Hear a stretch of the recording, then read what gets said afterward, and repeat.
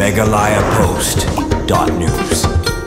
Banjir ya ka kenhon ki shinrang bar ki kinthei na ka banta ban yomi khmat ya ka district ya ka state level ka office u district sport officer gari boy meta ka singi ka lasdang ban play ya ka jingile kai football blatip kum ka district level inter school Subroto Mukherjee Cup arja opsan hari boy district ya ka nigelampung ile kai la polong haki artili ki madan ile kai baganthop ya ka madan ile kai ka cinchona paham sim bat ka waipat ka madan ile kai ka shnong dihar ha ka nigelampung ile kai football la wan ban shimata hadu arpundu tili ki kenhon ile kai jong ki school ba fair na boy district la sakhiru ba hakani ke singis dang hamadan football cinchona paham sim la asdang da jing khona pareng gari boy Presbyterian secondary school nongpo persha ya ga St Paul's higher secondary school nongpo ba ga bakut gari boy Presbyterian school nongpo khalara ya ga nam job da ba kalala ban prem ya ga St Paul's higher secondary school da shigo la non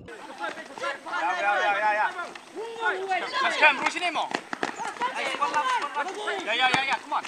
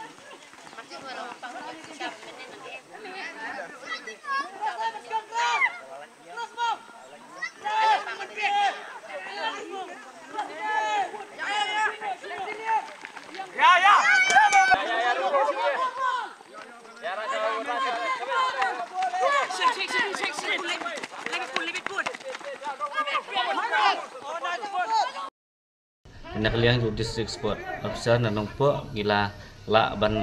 penia yakni Subroto Cup arjar arpusan temtak step gidan ni amdan dihar akba